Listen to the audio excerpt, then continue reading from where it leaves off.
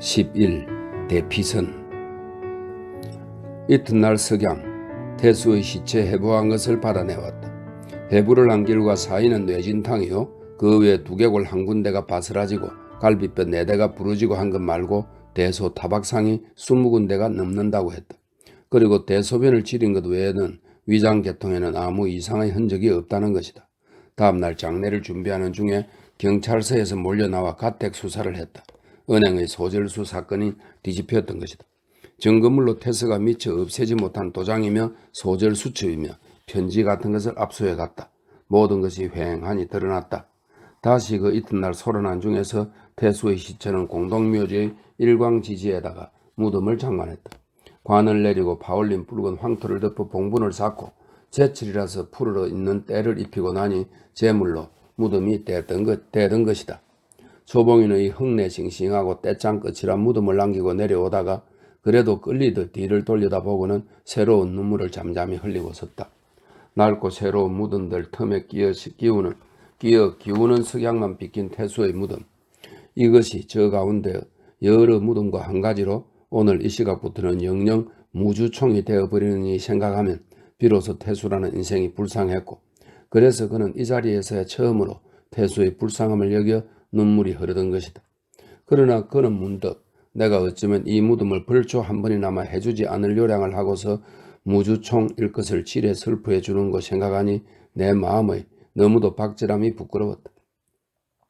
회심 끝에 날이 이제 깊기 전에 꽃이라도 한 다발 갖다 놓아주고 1년 한 차례 싹군을 사서 벌초라도 해주려니 하는 마음을 먹어 스스로 위로를 하면서 겨우 발길을 돌려놓았다.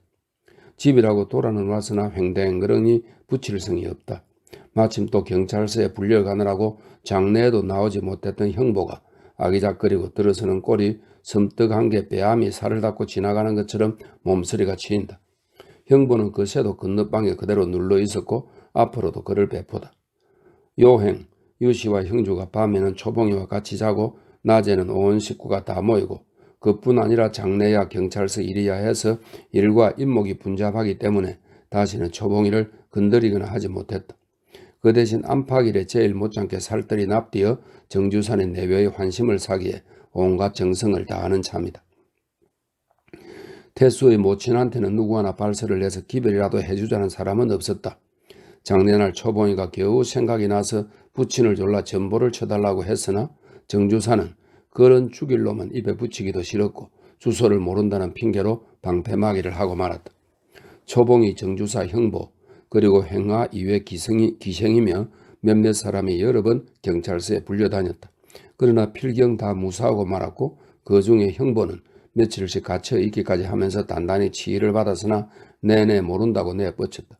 그리하여 소절수의 심부름을 해주던 사람, 즉 태수의 공범이 누구라는 것만 수수께끼로 남긴 채 사건은 완고히 매듭을 짓고 말았다. 풍파가 인지 보름이 지나고 차차 여름이 짙도는 6월 중순 이석하게 깊은 밤, 옆에서 유씨와 형주는 고난 잠이 들었고 초봉이만 혼자서 이 생각 저 생각 구름 같은 생각이 잦아져 뜬 눈으로 누워있다. 형부에게 무도한 욕을 보던 일이 그날 밤 그 당장에는 목숨을 끊자고까지 했던 크나큰 사단이었으나 벼랑간 뒤를 이어 태수의 참변을 싸고 도는 폭풍이 불어치자 그는 무서운 그 타격에 풀이 꺾여 결병이나 정조점 가지고 자기를 하려들 만큼 팔팔하던 기운은 그만 다 사그라지고 말았다. 하루아침에 사람이 늙어버렸다고 할런지 아무튼지 그러고서 인제 와서는 이것이고 저것이고 간에 지나간 일이 남의 일처럼 아프지도 않고 시뿌듬한 게 곧잘 애를 사귈 수가 있었다. 물론 결혼 전의 고민으로부터 시작하여 태수와 결혼을 하던 것이며 아무 멋은 모르겠어도 그다지 불행하든 않든 열흘 동안의 신혼생활이며 그러다가 흉악한 형보에게 겁탈을 당하던 일, 태수의 불의지병과 뒤이어 혈로는 탈로입니다. 혈로가 된 온갖 협작, 이래하여 마침내 곱던 무지개와도 같이 서려진 환멸, 이렇게 추어들어 오노라면 헛짚은 생애의 첫걸음이 두루 애달프고 분하고 운망스럽고 하지 않은 것은 아니나 결국 그 순간이 지난 뒤에는 막연한 게 마치 은사를 만지기 같아 먹먹하지 그대도록 신경을 쓰시지는 않던 것이다. 연거푸 힘에 기운 충격을 맞기 때문에 신경이 아프다 말고서 지레 지쳐버린 소치일 것이다. 지나간 일이 그렇듯 얼얼락이나 한 뿐이지 모질게 결리거나 아프지 않는 것이 요행이어서 그는 모든 것을 옛말대로 일장의 꿈으로 돌리고 깨끗이 잊어버리고자 했다. 미상불, 꿈 그대로 허망했던 것도 사실이니까.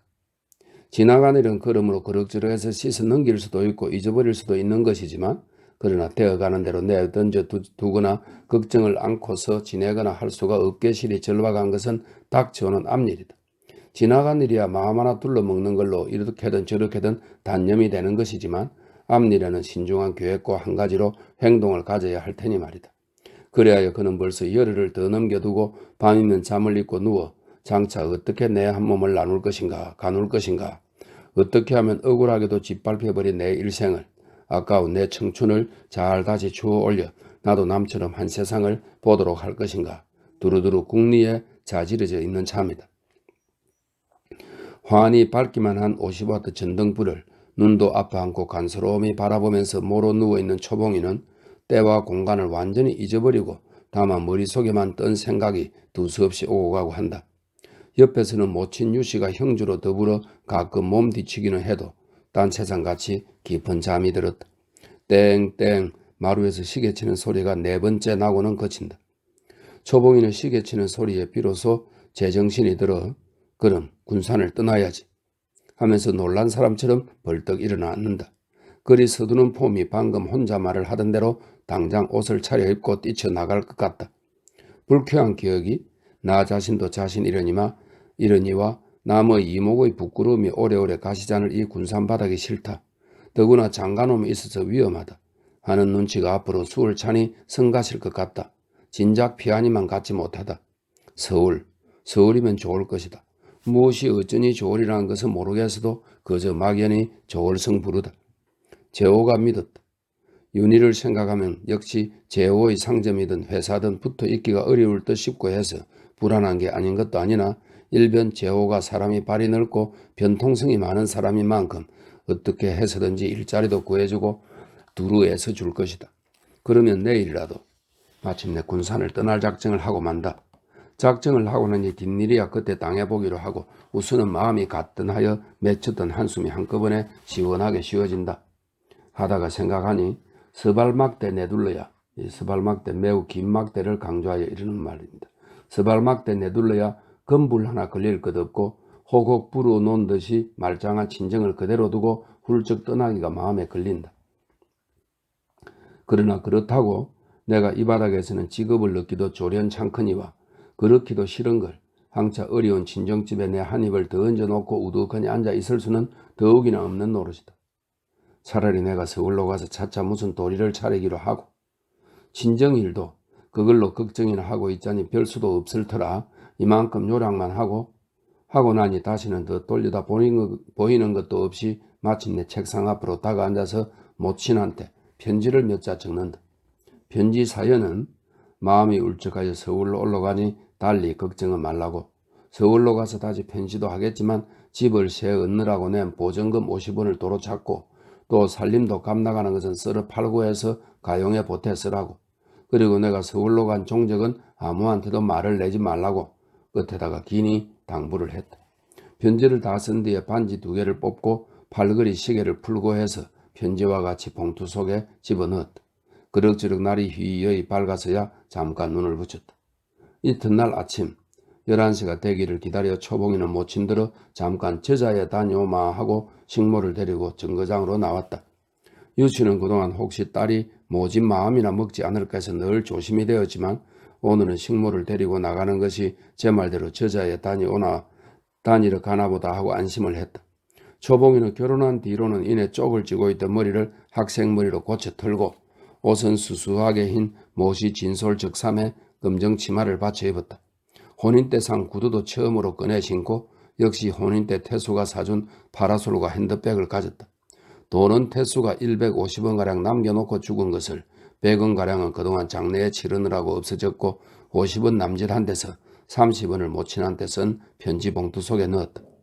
정기장으로 나오는 길에는 성재가 있는 금호 병원께로 자꾸만 주의가 끌리는 것을 어찌하지 못하여 가뜩이나 마음이 어두웠다. 11시 40분 차가 거진 떠나게 되어서야 데리고 나온 식모에게다 집에 전화라고 편지를 주어 돌려보내면서 그리고 딴 집을 구해가서 부디 잘 살라고 일렀다. 차가 슬며시 움직이자 그걸로 가위를 눌리던 악몽은 하직이요 새로운 생애의 출발인가 하면 무엇인지 모를 안심과 희망이 조용히 솟는 것이나 일변 너무도 호젓한 내 행색이 둘러 보이면서 장차로 외로울 앞날이 막막하여 그래도 군산을 떠나는 회포는 슬펐다. 12. 만만한 자의 성명은 초봉이가 이리에서 호남선 본선을 대전으로 갈아타느라고 일단 차를 내려 분자반 플랫폼의 여러 승객들 틈에 호젓이 섞여 있을 때다. 아니 이건 초봉이가? 벼랑간 등 뒤에서 허겁스럽게 떠들면서 불쑥 고개를 들이내민 건 말대가리 같은 기다란 박재호의 얼굴이다. 아저씨. 초봉이는 반가워서 절로 소리가 높았다. 남의 이목이 아니더면 듬뿍 부여잡고 싶게 이 뜻하지 못한 곳에서 재호를 미리 만난 것이 기뻤다. 재호도 무척 반가워한다. 그러나 반가워서 싱글싱글 웃으면서도 기다란 얼굴은 표정이 단순치 않다. 그는 초봉이의 그동안 사단을 갖추어 알고 있던 것이다. 초봉이도 재호의 낙꽃이 심상찮은 것이 아마도 군산까지 왔다가 소문을 들었나 보다 싶어 이내 고개가 절로 수그러지고 만다. 그래 어딜 가느라고? 재호는 초봉이의 행색을 다시금 빳빳이 위아래로 훑어보면서 묻는다. 그저 이렇게 나왔어요. 초봉이는 고개를 떨어뜨리고 서서 발끝으로 땅을 비빈다. 그저? 아따 그것도 할만하지. 훨훨 바람도 쐬고 하는 게 좋고 말고 제기할 것. 그래 잘했어. 기왕 나선 길에 나하고 서울이나 구경도 할 겸 같이 갈까? 재호는 옆에서 사람들이야 듣거나 말거나 상관없이 요란하게 떠들어댄다. 그렇잖아도 지금 저도 서울로 간다? 네, 그거 잘했어. 아무렴 그렇게 하고야 말고. 초봉이는 기왕 말이 났던 것이니 그 아무 때 말을 해도 하기는 해야 할 것이니 시방 그러지 않아도 아저씨를 바라고 서울로 가는 길이라고 이야기를 이 자리에서 미리 할까 말까 망설이는 참인데 재호가 먼저 제 이야기를 부옇게 늘어놓는다. 저번에 서울로 올라간 뒤에 제약에서는 뜻대로 준비가 되어가지고 며칠 아니면 영업을 시작하게 되었다는 것이며 그래서 잠깐 일이 늦금한 기회에 볼일로 고향인 서천까지 왔었다는 것이며 다시 어제 아침에 군산으로 건너와서 볼일을 보고 지금 서울로 가는 길인데 군산항 정거장에서 차를 탔기 때문에 같은 차를 타고 오면서도 서로 몰랐다고 이렇게 이야기가 싱겁거나 말거나 구수하니 짓거리고 있는데 마침 차가 들이닥았다. 둘이는 앞서거니 뒤서거니 차에 올랐다. 차는 비좁았다. 차가마다 죄다 지나면서 보아도 두 사람을 나란히 앉혀줄 자리는 없다. 재호는 한 손에 보스톤을 또 한 손에 과일 바구니를 갈라끼고 기웃기웃 앞서가면서 연신 두들거린다. 이런 제기할 것. 철도국 친구들은 냉면 냉겨 먹을 줄만 알지 서비스는 할 줄 모른다. 아 이런 놈의 자리가 있어야지. 차장은 어디 갔노? 작사서 깎아 달라든지 해야지. 제기할 것. 아무리 제기를 해도 빈자리는 종식 없다. 할 수 없이 되는 대로 2등 칸으로 들어섰다. 자 여기 아무데나 앉게나. 이런 때나 2등차 좀 타보지. 초봉이나 내나 돈 아까워서 언제 2등차 타겠나 제기할 것. 재호는 보스톤과 가을 바구니를 시렁에 얹고 양복 저고리와 모자를 훌루덩 벗어제친다.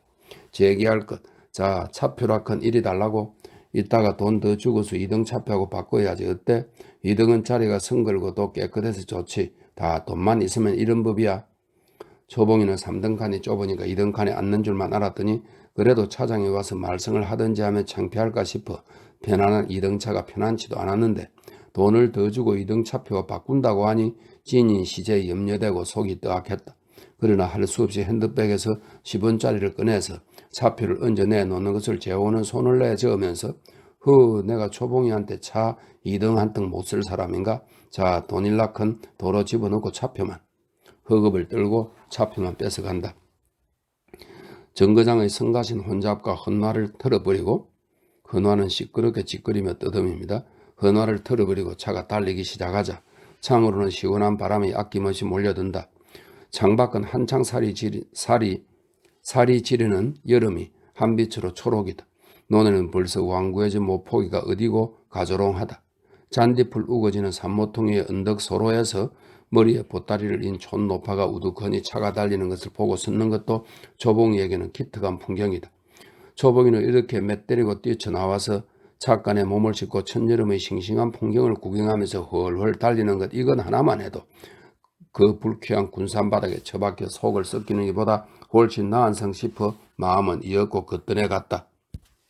나는 참 재호는 차표를 바꾸느라고 차장을 찾아갔다가 돌아오더니 선반에 과실 바구니를 내려가지고 앉으면서 이야기를 꺼낸다. 그 베라맥을 옆에 낼 저희 집으로 쫓아버렸지. 헤헤, 제기할 것. 네? 아니 왜? 초봉이는 놀라 묻기는 하면서도 재호의 좋아하는 속에 그러려니 짐작이 가지고 겸하여 초봉이 저한테도 아무튼지 일이 천만다행스러웠다. 그깟 놈의 옆에 낼 그거 쫓아버리긴 하지 무엇해서노? 에이 그놈의. 윤희를 쫓아보냈다는 것은 그러나 말투요. 실상 이제 1년 작정을 하고 별거를 하기로 했던 것이다. 그것은 오랜 계획이었었다. 윤희는 제 자신의 히스테리라든지 또 부인병에서 생기는 전신의 쇠약이라든지 그것을 잘 알고 겸하여 그러한 신경과 건강을 가지고 그대로 부부 생활을 계속하는 것이 우선 저를 위하여서도 좋지 못한 것도 충분히 알고 있었다. 그래서 요전번에 서울로 이사를 해가는 기회에 별거를 하기로 진작부터 재호와 의논이 있어 왔었다. 그런 때문에 재호가 초봉이를 서울로 데리고 가려는 것을 한사코 막았던 것이다. 초봉이뿐 아니라 도대체 재호라는 위원의 행실머리가 믿었지 못했지만 초봉이 일만이라도 제 뜻대로 한 것을 저기 마음 놓고 청진동에다가 살림만 차린 뒤에 이내 친정인 신천으로 내려갈 수가 있었다. 떠나기 전에 그는 재호를 잡아 앉히고 가로되 오입을 하지 말 일, 물론 첩을 얻어들이지 말 일, 가로되 술을 먹고 다니지 말 일, 가로되 한 달에 3번씩 편지를 할 일, 그리고 그 밖에 별별 옴 두꺼비 같은 것을 다 다짐을 받았다. 재호는 그저 머리를 조아리면서 네 하고 대답을 했다. 한 1년 그렇게 별거를 하는 동안에 히스테리가 가라앉아 사람이 되면 요행이요. 그렇지 않으면 눈치를 보아 으름으름하다가 이혼이라도 할 배짱이기 때문에 그저 마마 손님 배송하듯 우선 배송만 시키려 들었던 것이다. 속내평이 그렇게 되었던 것인데 그러나 그렇다고 이 자리에서 그가 초봉이한테다가 짐짓 어떠한 색다른 암시를 주기 위하여 복선을 드리느라고 그러한 말을 내는 것이냐 하면 그런 것은 아니다. 다만 초봉이도 윤희를 잘 알고 알 뿐 아니라 적지 않게 성화를 먹이던 기억을 가진 그 초봉이인지라 초봉이를 만나자 문득 생각이 나서 한 개의 뉴스를 전하는 그런 탄탄한 마음으로 우연히 나온 것이다. 초봉이도 그러니까 역시 별다른 책임질을 하지 않고 한낱 뉴스를 듣는 정도로 들었을 뿐이다. 그것은 그렇다고 그러면 시방 재호가 이렇게 만난 초봉이한테 그전과 같이 담담한 마음만 가질 수 있느냐 하면 결단코 그렇지는 않다. 커녕 그의 배짱은 시방 자꾸만 시커매간다. 군산서 초봉이를 데리고 있을 때는 초봉이가 한고향 친구의 자녀요. 그래서 저한테도 자식들밖에 안 되는 어린애라는 것이며 아내 윤희의 질에 내떠는 강자며 그리고 무엇보다도 미혼 처녀에게 대한 중년 남자다운 조심성으로 해서 그의 욕망은 행동으로 번져나지를 못했던 것이나 지금 당에서는 아무것도 그런 것은 그립게 하지 않아도 좋을 형편이다. 그는 이번에 군산까지 내려왔다가 자자히 떠도는 소문을 듣고 초봉이에 겪어온 그동안의 사단을 잘 알았었다. 안 되었다고 생각도 하고 그래서 초봉이를 우정 찾아보고 일병 위로도 해주려니와 또 마음을 가라앉혀주는 요량으로 같이 데리고 서울로 가고도 싶었었다. 그러나 막상 찾아가자 한적 아직도 경황들도 없을 텐데 또 정주사를 만나고 오면 자연 우는 소리에 지 짜는 꼴을 보아야 하겠어서 그런 성가신 발걸음이 아예 내키지를 않았다. 그래서 찾아보기를 단념하고 차라리 모른 채 했다가 서울로 올라가서 편지로든지 불러 올리더니 했었다. 그랬던 참이라 초봉이를 뜻밖의 중로에서 만나고 보니 마치 무엇이 시어대는 노릇이기나 한 것처럼 희한하고 반가웠었다. 희한하고 반가움이 밖에서 들어오는데 속에서는 초봉이가 인제는 헌계집이니라 하니 안팎이 마치 맞게 얼려붙은 셈인 것이다. 이미 헌계집 그리고 임자 없는 계집. 이러고 보니 미혼 처녀에 대한 중년 남자다운 조심성과 압박으로부터 단박 해방이 될 것은 물론이다. 시집 잘못 갔다가 홧김에 서울로 바람잡이를 나선 계집. 그러니 장차 어느 놈의 밥이 될지 모르는 계집. 그러니까 아무라도 먼저 재치 있게 주워가는 놈이 임자다. 옛말로 말하면 공문서짜리 땅 같은 것이다. 그런데 그게 눈도 코도 못 보던 초면의 계집이라도 모를 태근을 일찍이 가슴을 설레게 해주었고 두고두고 잊히지 않고 연년턴 초봉이고 보니 인절미에 조청까지 찍어 마시다. 좋다. 또 윤희가 없어졌으니 더 좋다. 윤희를 이혼을 하든지 못하면 작은 마누라도 좋다. 저도 인제는 헌계집, 나도 헌사네. 제호의 검은 배짱이 각각으로 이렇게 터가 잡혀가는 걸 모르는 이편 초봉이는 그러나 안심하고 다행스러워하기는 일반이다. 윤희가 없으니 제호의 덕을 마음 놓고 볼 수가 있을 테요. 그래 제호네 회사에서 제호 밑에서 있노라면 공부를 쌓아가지고 한때에 희망했던 대로 약제사 시험을 치룰 수가 있을 것이고 그렇게 되면 앞으로 완전히 독립한 생활을 할 수가 있고 차는 줄기차게 달려만 간다. 바깥은 여전히 살쪄가는 들이 아니면 짙게 푸르러 오는 언덕이다. 맑은 햇빛이 차창으로 쬐어들어 좌석의 고운 남빛 우단을 더욱 해맑게 드러낸다. 몇 되지 않은 손님들은 제각기 남을 상관 않고 한가로에 앉아 신문을 읽거나 담배를 피운다. 자, 이것 좀 먹으라고. 재호는 사과 하나를 꺼내고서 과실 바구니를 통째로 내맡긴다. 어서 아무거든지 꺼내 먹어요. 자, 칼도 여기 있고. 재호는 조끼 주머니를 뒤져서 칼을 꺼내 초봉이를 주고는 저는 손바닥으로 썩썩 문대는 둥 마는 둥. 난 뭐 하더니 그대로 덥쑥 베어문다. 지가 뺏겨드릴게 인주세요. 초봉이는 재호의 털털한 짓이 저보기에 유쾌했지만 다른 자리에 점잖은 손님들이 볼까 봐서 민망했다. 괜찮아 괜찮아. 재호는 불퉁이를 불룩불룩 하면서 연신 손을 내젓는다. 이놈 사과는 껍질째 먹어야 좋다면서 초봉이도 어서 먹어요. 이 사과가 이놈을 날마다 식후에 한 개씩만 먹으면 뭐 의사가 소용없다고 허허 정말 그러다간 우리 약장사 놈들도 바꿀며 죽게 허허 제기할 것. 초봉이는 이 유쾌한 사람에게 끌려 절로 웃음이 나와진다. 보름 만에 웃는 웃음이다. 재호는 초봉이의 웃는 입 가장자리와 턱을 보고 새침하던 얼굴이 딴판이요 미상불 이쁘기는 이쁘다고 속으로 새삼스럽게 탐복을 하여 맞이 않는다. 그런데 서울은 뭘 하러 가나? 재호는 소곳한 초봉이의 이마를 의미 있게 건너다 보면서 묻는다. 초봉이는 사과 벗기던 손을 멈추고 잠깐 고개를 들어서나 어쩐지 실상은 아저씨를 찾아가는 길이랍니다 하는 말은 주저해지고 그저 구경 삼아서 구경? 허허. 재호는 다시 한참이나 초봉이를 건너다 보더니 혼자 고개를 끄덕끄덕한다. 그런 게 아니라 아따 저 무엇이냐? 나도 초봉이 사정을 다 알았는데 초봉이는 재호가 다 한다는 눈치는 알기는 했었지만 막상 그 입에서 이야기가 나오는 데는 얼굴이 화뜻 달고 다시금 고개가 깊이 수그러지지 않을 수가 없다. 하, 이 사람 내한테까지야 뭐 그리 무렴해할 게 있나? 하긴 몰랐을 텐데 우연히 어느 친구가 그런 얘기를 하더군 그래? 신문에도 나긴 했더라는데 나는 못 보았지만 그러나 저러나 간에 원 그런 횡액이 있더람. 그거 원참 횡액이야 횡액. 큰 횡액이야. 글쎄 듣기에 어떻게 마음에 안 됐는지 제기할 것. 그런 놈의 일이 원. 재호는 말을 잠깐 멈추고 초봉의 하얀 가르마를 한참이나 건너다 보다가 그렇지만은 이거 봐요 초봉이 하면서 찔벅거리듯이 재우쳐 부른다. 네? 초봉이는 고개를 숙인 채 벌써 다 벗긴 사과를 먹지도 못하고 만지작거리기만 한다. 다른 게 아니라 말이지. 그렇다고 해요 낙심을랑 하지 말아요. 낙심하면 정말로 그건 못 쓰지. 뭐 어때? 한 번 실수로 아니 실수가 아니라 횡액으로 그런 일을 좀 당했기로서니 어떤가? 아무렇지도 않아. 아직 청춘인데. 그런 건 하룻밤 꾸미거니 해버리면 그만이야. 다 아무렇지도 않아. 일 없어. 그럴 게 아냐? 응? 초봉이. 네. 초봉이는 가만히 그러나 마지못해서가 아니요 마음으로부터 우러나오는 대답을 한다. 그는 재호가 곡진한 태도로 곰살맞게 구는 폼이 마치 아픈 자리를 만져주되 아프지가 않고 시원하여 어떻게도 고마운지 눈물이 나올 것 같았다. 따라서 그는 오늘날 낭명이 된 몸으로 맨손을 쥐고서 넓은 사바로 뛰어나온 막막한 이 경우를 당하여 인생과 생활에는 든든한 권위가 섰고 일변으로 활단하여 인정이 있는 이 중년 남자 재호라는 사람이 탁 믿었고 의심되는 포음이란 길을 잃은 아이가 일갓집 아저씨를 선뻑 만난 것과 같아 인제는 창피나 부끄러운 생각은 다 가시고 만다. 재호 역시 이미 심중에 초봉이를 가지고 만만히 다룰 수가 있다는 배심이 들어차서 있는 것은 사실이나 그러므로 어떤 기회를 당하게 되면 주저앉고 행동을 일으킬 위인이기는 하나 그러나 시방 이 자리에서 초봉이를 여러 가지로 더욱이 장래의 희망을 가지라고 위로를 하고 격려를 하고 있는 것은 결코 잔망스럽게 달콤한 먹이를 먹이자는 것이 아니요 단순히 어른다운 애정임에 틀림이 없다. 그래 무슨 일이 있어 뭐? 재호는 담배를 피워 물면서 다시 그리고 서울로 가는 거 잘 생각했어. 그러지 않아도 내가 올라가서 편지를 하려던 참인데 아무튼 잘했어. 내가 아무리 힘이 없기로서니 초봉이 하나 잘 돌봐주지 못하리. 아무 염려도 말아요. 마음 턱 놓아요. 응?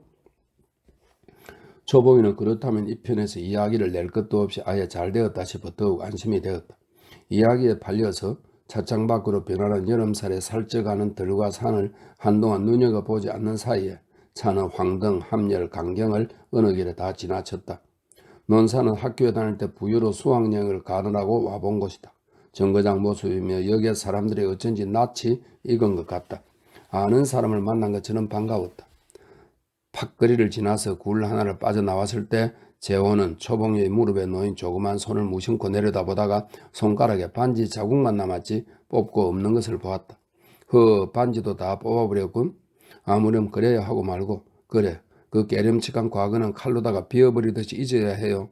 그리고서 심기일전 재기할 것. 재호는 초봉이가 집안의 전당거리라도 떼라고 그저 무심코 반지를 뽑아놓고 온 속사정이 알턱이 없다. 그러나 초봉이는 막상 그 말을 듣고 보니 도리어 너무 급작스럽게 결혼 반지 같은 것을 뽑아버린 것이 남의 눈에라도 박절하게 보인 것 같아서 화텄 얼굴이 달았다. 차가 대전역에 당도하자 초봉이를 앞세우고 플랫폼으로 내려서던 재호는 명성고적을 안내하는 간판에서 유성온천이라는 제목이 선뜻 눈에 띄었다. 유성온천? 온천? 재호는 내숭스럽게 싱긋 웃으면서 간판을 보던 눈으로 초봉이의 뒷맵시를 훑는다. 비로소 그는 제 야심을 의식적으로 행동에 옮겨볼 생각이 나던 것이다. 오지 않으면 아무렇게라도 오래전에 만들기라도 할 박재호지만 우연히 그 애의 찬스는 빨리 왔고 겸하여 좋았을 뿐이다. 초봉이 온정 들어 해봤나? 온정은 땅속에서 뜨거운 물이 솟는 우물 온천이란 말입니다. 쇠불은 당김에 뽑으라 했으니 인제는 시간 문제라 하겠지만 시방부터는 옳게 남의 계집을 꿰는 수작이거니 생각하면 일찍이 여연집 계집한테는 못해보던 짓이라 노상 뒤가 돌려다 베지 않지도 않았다. 초봉이는 마침 가드 밑을 지나면서 전에 서울로 수학여행을 갈 때 이것을 보고 진기하게 여기던 그때 일이 생각이 나자 한눈을 파느라고 재호가 재우쳐 물을 떼서야 겨우 알아듣다. 온정이요? 온천? 초봉이는 대묻고서 고개를 가로 흔든다. 못 가봤어요. 그럼 마침 좋군. 바로 이 근처에 유성온천이라고 있는데 한번 가볼만 한데요. 그래 구경도 못했다니 처음으로 온정도 해볼 겸 또 가서 조용히 앉아서 이 앞으로 어떻게 하는 게 좋을지 초봉이 일도 상의하고 좋잖아. 그렇지만 뭐? 재호는 이건 좀 창피한 고패로다 으름으름 하는데 이어 초봉이가 아저씨 바쁘실 텐데 하는 게 저도 벌써 알아차리고는 슬며시 들어 누우면서도 그저 쑥보기답게 부끄러움을 타느라고 괜한 겸사나 한마디 해보는 눈치인 것 같았다. 뭐 그만하면 다 팔아도 내 땅이다. 나는 또 무슨 소리라고 그런 걱정이랑 하지도 말아요. 그럼 그렇게 하기로 하고서 점심도 아주 거기 가서 먹을까?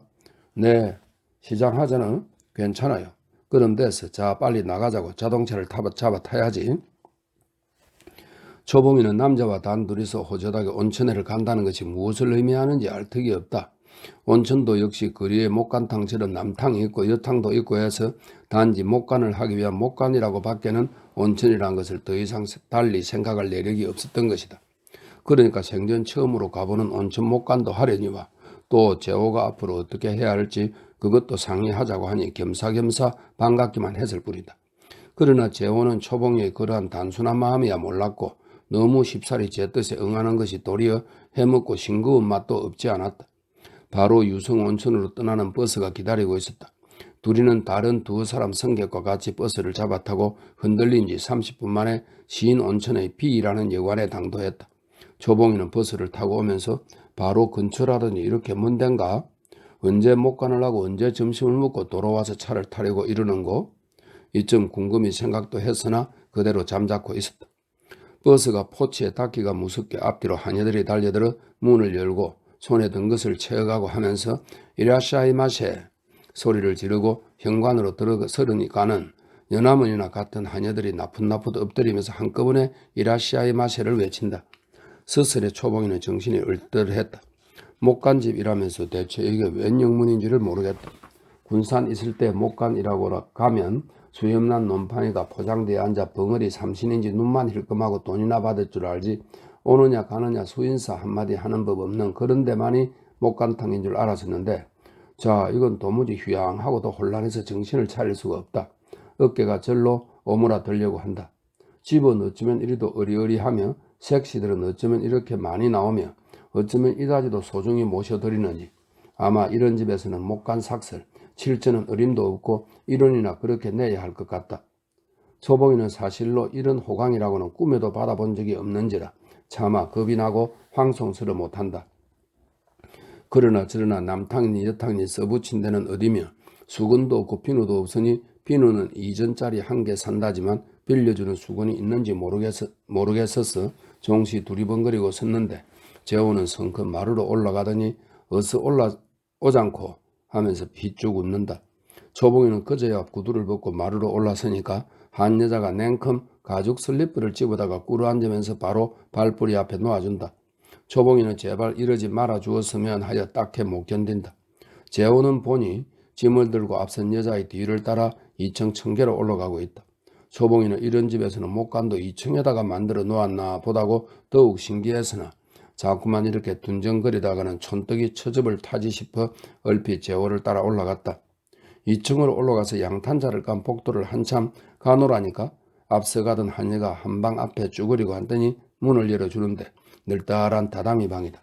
초봉이는 팔조를 모르니 그냥 넓은 줄만 알 뿐이다. 한여가 뒤를 따라 들어와서는 비단방석을 2개 마저 놓아놓고 시원하라고 앞 유리창을 열어놓고 한다.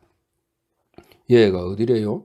초봉이는 목간통이 보이지 않고 이렇게 방으로 모셔드리는 게 궁금할 밖에. 어딘 온정이지. 목간은? 목간? 아무렴 인제 해야지. 가만히 있자. 옷이나 좀 갈아입어야 목간을 하지. 옷을? 하하, 처음으로 와서 모르는군. 온정에서 빌려주는浴衣가 있으니까 그걸 갈아입어야 편한 법이거든. 그것도 미상불 그럴듯하기는 그럴듯했다. 마침 하녀 둘이 하나는 찻쟁반을 하나는浴衣를 받쳐 들고 들어온다. 들고 날 때면 어뢰 쪼그리고 앉는 것이 민망해서 볼 수가 없다. 하녀가 차를 따르는 동안 재호는 양복을 훌러덩 벗어던지면서浴衣를 갈아입는다. 초봉이는 얼굴이 홍당무가 되어 얼른 외면을 하고 말았으나 내심에는 재호라는 사람이 그렇진 않던 사람인데 어쩌면 이다지도 무례할까 보냐고 대단히 불쾌했다. 하녀가浴衣를 펴들고서 초봉이 들어도 어서 갈아입으라고 속없이 연방 눈웃음을 친다. 기가 막혀 말이 나오지 않는다. 재호가浴衣를 다 갈아입고 돌아서다가 초봉이의 공경을 보고는 껄껄 웃으면서 하녀들어 설명을 한다. 우리 안악은 온천이 처음이기도 하려니와 또 조선가정에서는 안악이 남편 앞에서 남이 보는데 함부로 옷을 벗거나 하지 않는 법이라고. 그러니 그대로 놓아두라고. 우리 안악이라니? 초봉이는 단박 면박이라도 주고 싶게 재호가 괘씸했다. 그의 눈살은 조련찮게 꼿꼿해서 재호를 거듭 떠본다. 그러나 재호는 초봉의 그러한 눈치는 건의를 채서도 어째 그러는지 속내는 알 수가 없었다. 아까 대전역에선 그만큼 선선히 내 뜻에 응하던 사람이 인제 와서는 이다지 비쌀 게 무엇이란 말인고? 오라, 그런 게 아니고 저게 부끄럼을 타는 모양인게라군? 그러면 그렇지 원. 허허, 제기할 것. 그렇게 부끄러울 게 무에 있더라. 그래도 너무 그렇게 서먹서먹하질랑 말아요. 여기 여자들이 보는데 마치 남의 집 여자를 꼬여가지고 온 것처럼 수상하게 여기려고 그렇잖아. 말이 그럴듯하여 초봉이는 마음이 약간 풀렸다. 역시 꾀고 꾀임을 받아서 온 것으로 보인다면야 차라리 아닐지언정 겉으로라도 내외인체 하는 것이 그보다는 덜 창피할 테라서. 자, 그런데 어찌할꼬? 목간을 먼저 할까 시장한테 뭐 요기를 먼저 말까? 글쎄요. 초봉이는 시장하기는 하나 이러자거니 저러자거니 제 의견을 내고 싶지도 않았다. 그러면 아주 기분 좋게 목간을 하고 와서 먹더라고. 좀 시장하더라도 기왕 참던 길이니. 재호는 기다리고 섰던 하녀들어 당에 들어갔다가 나올 동안에 화식을 준비하든지 그게 안 되겠으면 돈불이나 그런 것이라도 먹게 해달라고. 그리고 우리 안악은 집에서도 나와 같이 목간을 하는 법이 없으니 따로 독탕에 안내해주라고 주줄주줄 이런 뒤에 하녀가 받쳐주는 타월을 어깨에다 걸치고 나가버린다. 초봉이는 기다리고서는 하녀가 제 일에 민망해서 할 수 없이浴衣를 갈아입는다. 세수 빠진 하녀가 연신 아시아시 해가면서 생 근사를 피우는데 딱 질색을 하겠다. 당에는 독탕이라 혼자다. 유황내가 나고 호젓한 게 마음에 해적해적했지만 그래도 조용하고 정갈한 것이 좋기는 좋았다. 물탕 바닥에 푸른 타일에 비쳐 깊은 연못의 물인 듯 새파란 물이 가장자리로 남실남실 넘쳐 흐르는 것이 아까울 만큼 흐뭇해 보인다. 물은 너무 뜨거운 것 같아서나 참고 그대로 들어가서 다리를 뻗고 비스듬히 잠겨 있노라니까. 여러 날 동안의 피로가 새 채비로 몸에서 풍기고, 그러나 한편으로는 이어 다 씻겨 나가는 성 싶어 여간만 개운한 게 아니다. 맑은 물속으로 하얀 제 몸뚱이가 들여다 보인다. 대체 이다지도 곱고 깨끗한 몸뚱이가 그만 더럽혀지다니 기가 막힐 노릇 아니냐. 그러나마 그게 한 가지도 아니요 두 가지씩. 남이 부끄러운 체면의 수치가 하나, 제 마음에 부끄러운 비밀한 수치가 하나. 이 두 가지의 형적 없는 때가 이렇듯이 곱고 정갈해 보이는 내 몸뚱이에 적이 도은 듯 누르부터 한평생을 가도 벗어지지 않다니. 이리 생각하면 마구 껍질이 한벌 벗도록 푹푹 문질러 씻으라도 내보고 싶어진다. 그래 불이 나게 물탕 밖으로 나와서 몸을 문지른다. 그러나 미끈미끈하기만 하고 시원치가 않아서 여기저기 둘러보아야 비누 같은 것은 놓아둔 게 없다. 이만큼 차려놓고 수건까지 주면서 비누는 주지 않는 것이 이상했다. 그 뒤에 어느 말끝엔가 제오들어 그런 얘기를 했다가 유황온천에서도 비누를 쓰느냐고 조롱을 받은 것은 후일담이고, 당에서 나와서 방을 잊어버리고 어리더릿 하는데 지나가던 하녀가 쪼로로 데려다 준다. 재호는 기다란 얼굴이 심지어 대물이 벗어진 데까지 불크레하고 익어가지고 조그만 밥상 앞에 앉아 기다리고 있다. 초봉이의 밥상도 따로 갖다 놓았다. 조선식으로 맛상을 안 한 것이 다행스러웠다. 어때? 기분이 좋지? 재호는 부채질을 하면서 무엇이 그리 기쁜지 연실 싱글벙글 좋아한다. 자, 밥 먹더라고? 퍽 시장했을 거야. 글쎄 여러 날 걱정으로 지내느라고 뭘 변변치 먹지도 못했을 텐데.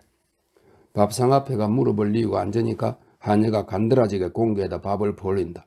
초봉이는 두 손으로 덤쑥 받는다. 어여 먹어요? 많이 배부르게 먹어요. 인전 아무 걱정도 할라 말고서 잘 먹고 마음도 편하게 가지고 그래요.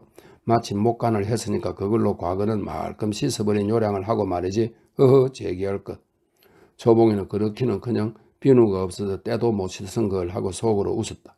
자, 이서 먹어요. 원 저렇게 이쁜 사람이 원 그런 억청스러운 일을 당하고 그리다니. 에이 가엾어 볼 수가 없단 말이야. 제기할 것. 초봉이는 이건 바로 어린애를 어르고 한다고 서글퍼서 우습지도 않았다. 자, 난 반주를 한 잔. 재호는 하녀한테 유리코프를 들이댄다. 연애라건 유쾌한 물건이니까 술을 한 잔 먹으면 더 유쾌하다고 제기할 것. 초봉이는 겨우 가라앉던 심정이 또다시 더럭 상해 이마살을 잔뜩 찌푸리면서 대체 저 사람이 어찌 저리 실없는고 하고 재호의 얼굴을 똑바로 거듭떠본다. 그러나 재호는 아무렇지도 않게 허벌심 웃으면서 하녀가 부어주는 맥주를 벅금째 쑥 들이킨다. 시원하다. 어째 한 잔 해볼까? 재호는 지저분하게 거품이 묻은 입술을 손바닥으로 닦으면서 초봉이에게 꽃불을 건네준다. 초봉이는 팽팽한 눈살로 재호를 거듭떠 보다가 외면을 한다. 시려? 초봉이가 보기에는 할 일 없이 미친놈같이 재호는 끌끌 웃어대면서 하녀한테 꽃불을 들이민다. 초봉이는 밥 먹던 젓갈을 내던지고 일었을 만큼 부하가 더럭 치달았다. 대관절 연애를 한다니 어따 대고 하는 말이며 또 술을 먹으라고 하니 이건 약간 물에 따위가 아니라 사람을 망신줄에 두는 게 아니야. 아니 인제 보니 저 위인이 딴속에 있어가지고 나를 이리로 꼬여온 것이 아닌가. 선뻑 만나던 길로 옆에 내를 쫓았느니 이혼을 하느니 풍을 치던 것이며 횡액이라고 동정해 주는 제 앞일을 제가 감당해 맞은 것이며 다 배짱이 달라서 한 수작 아닌가. 하녀들은 안하기니 남편이 한 것도 그러니까 거짓말 삼아 정말을 한 것이고. 이렇게 재호의 속을 차근차근 캐고 보니 이건 큰일도 분수가 있지 기가 딱 막힌다. 엄청 맞은 도둑놈. 밉살머리 서럽고 또 도둑놈은 말고라서 역적놈이라도 그게 문제가 아니라 이런 단단히 커두었다. 어느 길에 이렇게 옳게 들었는지 정신이 번쩍 든다. 그러노라니 깔고 앉은 방석에 바늘이 박힌 것 같아 어서서 이 자리를 피해 달아나야겠다고 마음이 단풍 단다. 그러나 그러는 하면서도 웬 셈인지 과단 있게 벌떡 자리를 들고 일어서는 대신 기운이 착 깔아지고 한숨이 터져 나온다. 온갖 여망을 거기다가 붙이고 찾아가던 그 사람인 것을 여기서 떼치고 혼자 나설 일을 뒤미쳐 생각하니 겁이 더럭 나고 그것은 마치 어머니를 길에서 잃어버린 아이적인 듯 천지가 아득하여 어쩔 바를 모르는 것 같기만 하던 것이다.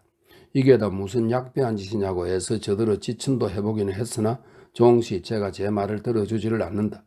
그러나 실상인저 그는 재호를 떼쳐버리기가 겁이 나기 전에 저와 마주 떡 퍼버리고 앉아있는 재호라는 인물의 커다란 몸집에서 무겁게 퍼져나오는 이상한 앞기, 이 앞기에 눌려 나는 아무리 발버둥을 쳐도 꼼짝 못하고 저편이 잡아 끄는 대로 끌려가고라야 말지 별 수가 없느니라고 미리 단념부터 하고 있는 제 자신을 의식치 못할 뿐더러 그 앞기라는 건 제호라는 위인이 벙땡하여 남을 듭누르고 제 고집대로 하는 배심도 배심이겠지만 그보다도 결국 그가 이 편을 구해줄 수 있는 능력의 우상인데 지나지 않는 것을 그만 것에 눌려 지레 지급을 하도록 초봉이 제 자신이 본시 앙칼지지도 못하고 겸하여 인생의 첫걸음을 실패한 것으로 부지중 자긍을 잃고 자포자기하게 된 구석이 없지 못했던 때문인 줄을 그는 제 스스로 깨닫지 못했던 것이다. 그러고서 무단히 앉아 속절없이 이 운명 앞에 꿇어 엎드는 제 자신의 만만한 신세를 힘없이 한탄이나 하는 것으로 겨우 저를 위로하자고 든다. 철든 이후로 무엇이고 나를 고집 못하던 나. 고태수와 결혼한 것도 알고 보면 내 마음이 물은 탓이요. 장형부에게 욕을 본 것도 사람이 만만한 탓이 아니더냐. 그러한 보가로는 내 몸과 청춘을 잡친 것밖에는 무엇이 더 있느냐. 그러고서 시방 또다시 새로운 운명이 좌우되는 이 마당에 임해서도 다부진 소리 한마디를 못하는 것은 무슨 일이냐. 이걸로서 저를 용서하는 대신 답답한 마음을 어루만져주는 탄식거리에는 좋겠었다. 미상불고는 한숨을 몰아내시면서 눈에는 눈물까지 어렸다. 그러나 근본을 따지고 보면 시방 초봉의 한탄이란 그다지 근거가 있는 것이 되질 못한다. 그는 애당초에 제가 박재호의 뜻을 받아 그의 계집이 된다는 새로운 사실에 대해서 전혀 비판을 가지지 않고 지나쳐버렸다. 그랬기 때문에 그 사실이 가한지 불가능한지를 통히 모르고 있다. 하물며 불가능하면 무엇이 어쩌니 이 불가하다는 것이랄지 따라서 제가 마음에 정녕 싫은 소리를 하게 되는 것인지 그것도 생각을 해본 적이 없다. 하니 좀 과하게 말을 하자면 종일 통곡에 부지하마누라 상사라는 우스꽝스런 초상이라고도 할 수 있겠다. 통곡의 부지하마누라 상사라는 우스꽝스런 초상이라고도 할 수가 있겠다. 그래서 아무리나 입맛이 날 리가 없고 야리게 푸준 밥 한 공기를 억지로 먹는 신용을 하다가 상을 물렸다. 아직까지도 맥주만 들이키고 있던 재호가 생성화를 다하여 더 먹으라고 야단야단한다. 초롱이는 말을 하고 싶지도 않은 것을 마지못해 많이 먹었노라고 대답을 해주고서 방머리께 유리창 밖에다가 베란다 본으로 꾸며놓은 자리로 올마 앉았다. 바깥 풍경은 들가운데 양옥과 화식집들이 드문드문 놓이고 들에는 모를 심은 농과 보리를 베어낸 밭이 있을 뿐 퍽 단조했다. 그래도 시원한 등의자에 편안히 걸터앉아 보는 데 없이 들판을 바라보면서 막막한 생각에 잠겨들기 시작했다. 재호는 1시간이나 걸리다시피 밥상머리에 주저앉아 시중드는 한여와 구수하니 짓거리면서 맥주를 5병이나 집어먹고 밥도 여러 공기 먹는다. 그러고는 데리고 온 초봉이는 이전듯이 방석을 겹쳐 베고 벌떡 들어누워 이내 코를 고다 젖힌다. 시꺼먼 털이 숭울숭울한 정강이를 통째로 드러내놓고 자빠져 자는 꼬락서니가 보기 싫어서 초봉이는 커튼으로 몸을 가렸다. 그러나 미구에 조석조석 달콤하니 오는 졸음에 저도 모르게 앞탁자에 엎드려 잠이 들었다. 잠이 들 때까지도 그는 보아서 마구 내뻗으면 고만이지. 이런 저도 못 믿어온 방한 장담이나 해두는 걸로 임시의 위로를 삼았다. 늦이기 8시가 지나서 아침을 먹고 다시 탕에 들어갔다가 돌아와 보니 하녀가 널따란 이부자리를 방한 그대로 그들마가에 펴놓고 베개 2개를 나란히 물려놓는다. 필경 이렇게 되고 마는가. 초봉이는 그대로 문치에 우두커니 찌어서서 눈을 내리감는다. 대체 어째서 이렇게 되어지는 것인고? 오늘 아침 군산서 아무 일도 없이 떠나온 내가 이건 꿈에도 생각지도 않고 졸가리도 닿지 않고 할 일 없이 허방에 푹 빠진 푼수지. 이 밤에 저 박재호와 의엇이 한 이불 속에 들어가다니 이 기막힌 사실을 무엇이 어떻다고 할 기심도 나지 않았다. 이부자리를 다 펴고 난 하녀는 알심을 부린답시고 고단하실 텐데 어서 주무시라고 납죽거리면서 물러나간다. 베란다에 나앉아서 초봉이의 난감해하는 양을 보고 해벌심 혼자 웃던 재호가 이었고 뭘 저러고 섰을까 하면서 고개를 까분다. 일로로 와서 이야기나 해보더라고 초봉이. 이야기란 소리에 마지못해 초봉이는 재호의 맞은편으로 가서 고저녁에 걸터앉는다. 그런데 집은 어떻게 긁고? 재호는 담배를 한 대 피워 물더니 밑도 끝도 없이 불쑥한다는 소리다. 집?요? 초봉이는 무슨 말인지 알아듣지 못하고 고개를 쳐든다. 집. 우리 살림할지 허허 제기할 것. 초봉이는 대체 누구하고 언제 그렇게 다 작정을 했길래 시방 이러느냐고 짐짓이라도 면박을 줄 수 있는 제 자신이었으면 싶었다. 재호는 기다랗게 설명을 한다. 앞으로 윤희와 이혼을 하기는 하겠으나 그게 용이한 일은 아니다. 저 편이 그런 억척인 만큼 너와 내가 동거를 하는 줄을 알고 보면 심술이 나서라도 이혼에 응해주지 않을 것이다. 그러니 윤희와 이혼이 되는 날까지는 일을 속세로 덮어두는 게 좋겠다. 너를 바로 청진동 집으로 데리고 들어가지 못하는 것도 그런 곡절이기 때문이니 부디 어찌 생각 마라. 하면 너가 살림할 집은 우선 마땅한 놈으로 골라 세를 얻어주마. 그렇게 따로 살림을 하고 있노라면 첫째 뜬 마음이 안정이 될 뿐 아니라 홀몸으로 어디 가서 월급이나 한 2, 30원 받고 지내는 것 같을 것이냐? 그런 생활보다는 우선 살림 범절만 해도 몇 곱절 낱개실이 뒤를 대주마. 그리고 그렇게 한동안 참고 지내면 윤희와의 문제가 깨끗하게 요정이 난 뒤에 너를 큰 집으로 맞아들일 것은 물론이요. 만약 너가 소원이라면 결혼식이라도 하자꾸나. 그러니 다 그렇게 알고 나를 믿어라. 혹시 나를 의심할는지도 모르겠으나 설만들 내가 이 나이를 해가지고 집안간에 세교를 생각하든지 또 과거에 너를 기회했던 것으로든지 너를 한때 놀이개감으로 주무르다가 내버릴 악심으로야 이를 이치가 있겠느냐. 그러한 불량한 놈이 아니라는 것은 변명을 않더라도 너가 잘 알리라. 재호의 설명은 대개 이러했다. 1시간 동안이나 안전히 앉아 수순도 떨지 않고 점잖게 그리고 간곡히 이야기를 했던 것이다. 미상불 초봉인을 제것 만들겠다는 일념에 그의 하던 말은 적어도 이 당장에는 다 진정임에 틀림이 없었다. 초봉인은 재호의 태도와 말이 진실하다고 믿기보다 진실하겠지 하고 믿어두고 싶었다. 이왕 일이 된 걸 무슨 차마 못할 노릇을 죽지 못해 억지로 당한 것처럼이나 강행하여 마음을 돌리던 것이다. 그는 재호의 이야기한 생활의 설계가 적잖이 만족했다. 욕심 같아서는 기왕이니 제 의향으로 가령 친정집의 생활 같은 것도 어떻게 요량을 해달라고 말을 해서 다짐 같은 것이라도 받고 싶었으나 마음뿐이지 처음부터 너무 야박하다는 생각에 입이 차마 떨어지지 않았다. 마침내 재호는 입이 귀미까지 째지면서 신혼 축하를 한다고 한이를 불러올려 맥주를 청한다. 초봉이는 비로소 제가 재호의 안악이 되는 것에 대한 제 기호를 생각해 본다. 그러나 막상 생각해 보아야 스스로 이상할 만큼 좋고 언짢은 공간에 분간을 할 수도 없고 또 가타 부탁간의 시비도 가려지지 않고 그저 덤덤할 뿐이었다. 그러고는 재호와 저를 번갈아 보면서 자꾸만 내가 저 아저씨의 안악, 저 아저씨가 내 남편 해야 아무래도 실없는 장난이나 거짓말 같다 웃었기는 하지 조금도 실감은 나지 않았다. 고태수 쪽에도 이랬던가 곰곰 생각이 해보나 그러한 것은 마음에 헤아린 기억이 없다.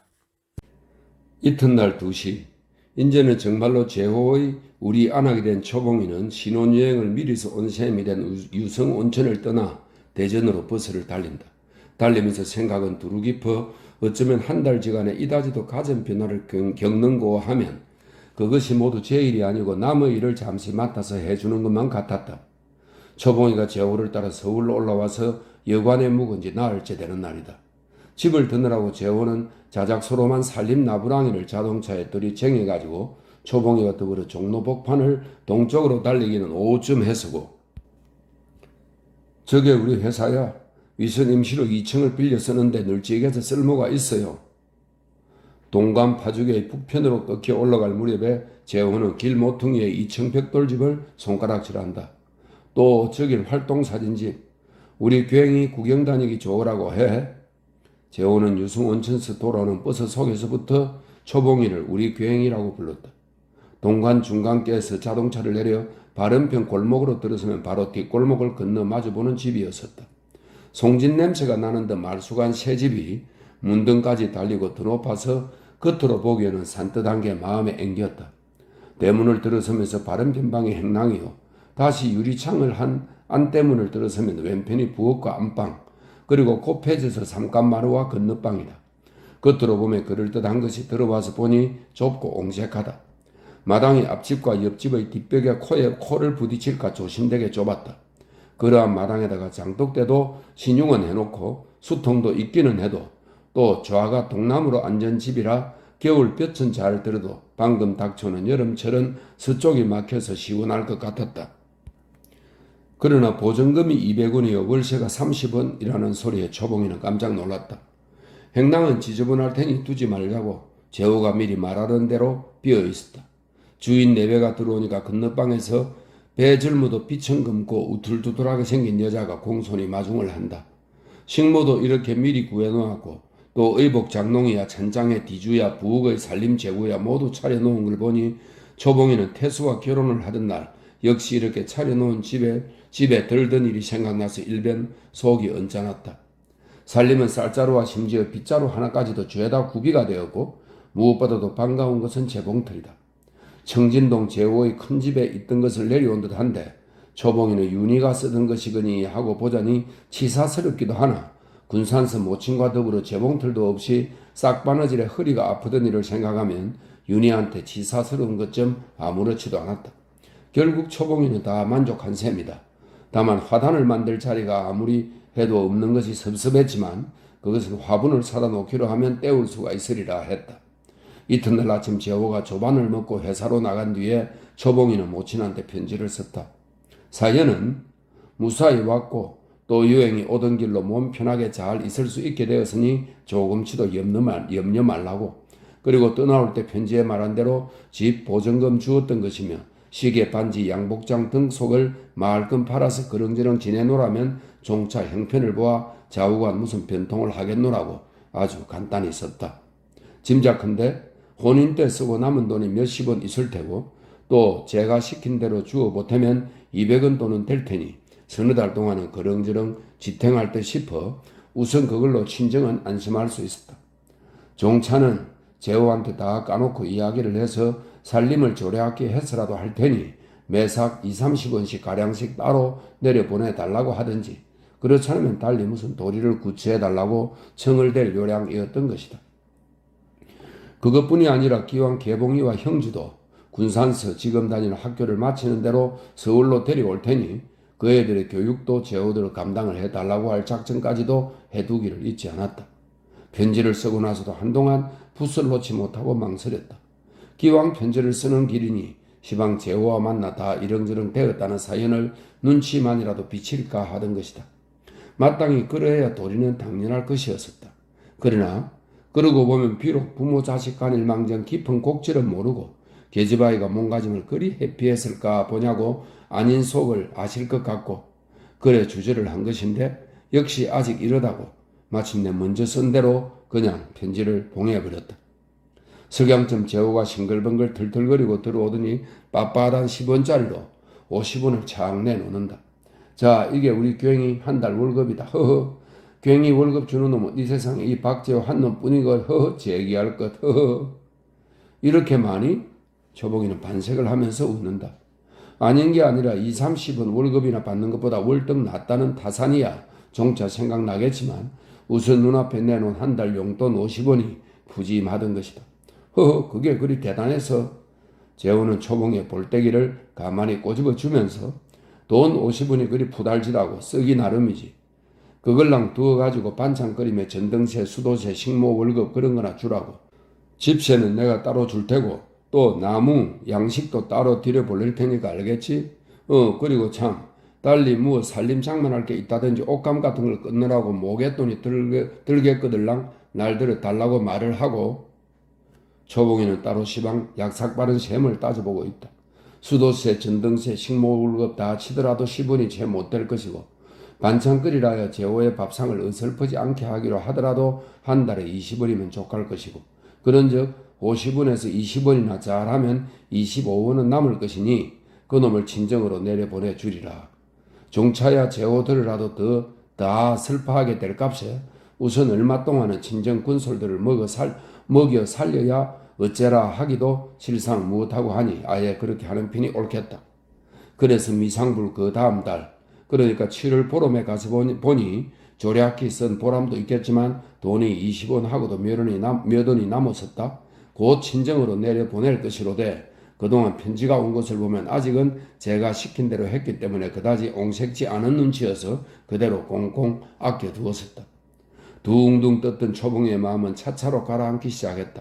그것도 처음은 이 생활이 현실로 믿어지지가 않고 아무래도 이제 내일 아니면 모레는 다시 무슨 풍파가 일어 또다시 새로운 그 운명이 시키는 대로 낯선 생활을 맞이하게 되려니 싶기만 했었다. 그러는 동안에 열흘, 보름, 한 달, 두 달 이렇게 지내놓으라니까 비로소 마음이 훨씬 가라앉고 생활도 자리가 잡히던 것이다. 그는 서울로 와서 재호와 살게 되면서도 역시 집과 일에다가 정을 붙였다. 조석으로 집안을 정하게 닥달하고 세간을 보기 좋게 버려놓고 화분을 사다가 화초를 가꾸고 재봉틀을 놓고 앉아 바느질을 하고 그래서 마당에 모래알 하나나 방 안에 전등덮개 하나에까지도 초봉이의 손이 치이고 마음이 쓰이고 하지 않는 것이 없이 모두 알뜰살뜰했다. 재호는 초봉이가 그러한 것을 너무 청성맞아서 복이 붙지 않겠다고 농담삼아 말리곤 했지만 초봉이한테는 그것이 낙이요 그 밖에는 마음 붙일 것이 없었다. 아침에 재호가 회사로 나가고 나면 초봉이는 그렇게 심심치 않은 하루를 보내다가 저녁 때부터는 재호의 착실한 안악 노릇을 하기를 게을리하지 않았다. 재호가 웃으면 같이 웃어주고 이야기를 하면 말동무가 되어주고 타고난 솜씨에다가 마음씨까지 써서 조석을 어설프지 않게 살뜰히 공개하고 재호가 미리서 말을 이러지 않아도 노상 즐기는 맥주 몇 병은 얼음에 채 놓았다가 저녁 밥상머리에 내놓을 줄도 알고 이렇게 어찌 보면 눈치 빠른 내첩 같기도 하고 정다운 아내나 착한 주부 같기도 했다. 그러나 실상은 그것이 무슨 재호한테 탐탁스레 정이 있어 그러는 게 아니고 그런 것 역시 집 안을 깨끗이 치우고 화초를 가꾸고 장롱을 헌하게 닦다를 하고 조각보를 새기고 하는 것과 조금도 다를 것 없이 다만 제 재미를 위해서 하는 노릇일 따름이었다. 이러므로 그는 한갓 성재가 가끔 생각나는 때 말고는 이것이고 저것이고 간에 흥분도 없으려니와 불평도 없이 일에다가 마음을 붙여서 그날 지내는 로봇 때다가만 사람 노릇을 하기에 골몰하던 것이다. 제호들은 군산서부터 아저씨라고 불렀고 친 아저씨같이 따랐고 믿어했고 그랬기 때문에 시방도 그를 아저씨라고 여기고 믿어하고 헌연히 대답을 하고 하기는 해도 그 이상 남녀간의 짙은 흥이라든가 부부다운 정이며 의의 같은 것은 우러나지도 않았고 우러날 건지도 없었다. 오히려 그는 성재를 그리워하는 회포가 깊었다. 오랜 옛날에 무엇 소중한 것을 통째로 어디다가 잃어버리고 그 대신 거덕한 슬픔 하나를 얻어가지고 온 것 같이 마음이 허전하고 외롭고 그럴 때면 그것이 바로 성재가 그리워지는 그 전 순간이곤 했다. 보면 그 다음 순간 영락없이 성재 생각이 나던 것이다. 이것이 초봉이한테는 단 하나의 윤기 있는 낙, 괴로운 낙이나 즐겁게 괴로운 낙이었었다. 그리고 겨우 이것 한 가지로 해서 그는 50 넘은 독신의 가정부가 아니고 오직 청춘이라는 구실이 되었던 것이다. 이와 반대로 재호는 오후와 저녁이면 초봉이의 옆을 떠나지 않았다.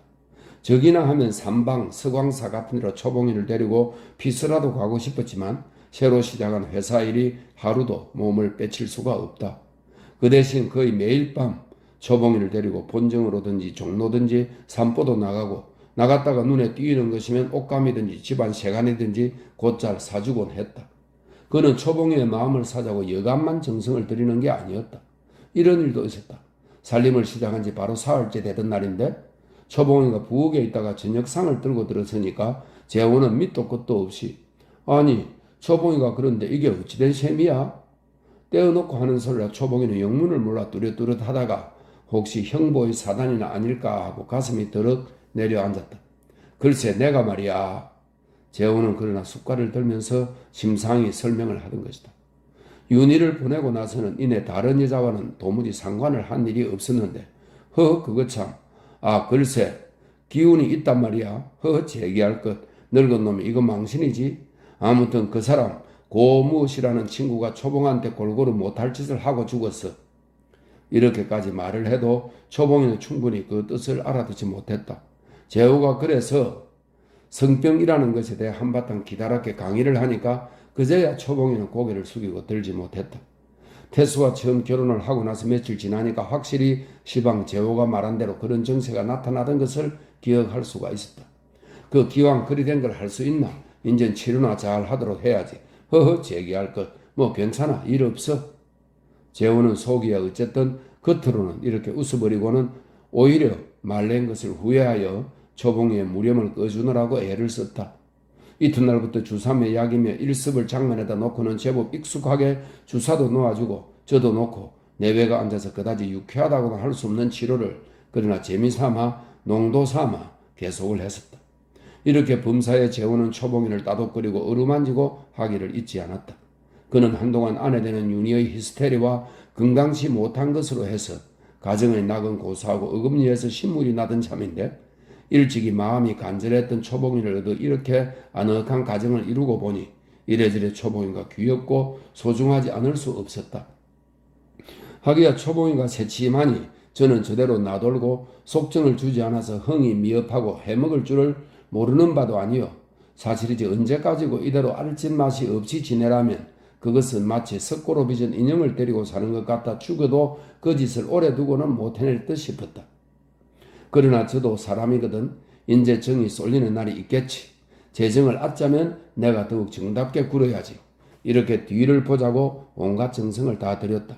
혹시 초봉이가 새침하든지 하면 제 딴에는 벙땡하고 흥을 내준다는 게 우리 경이가 기분이 좋자는 게로군. 응?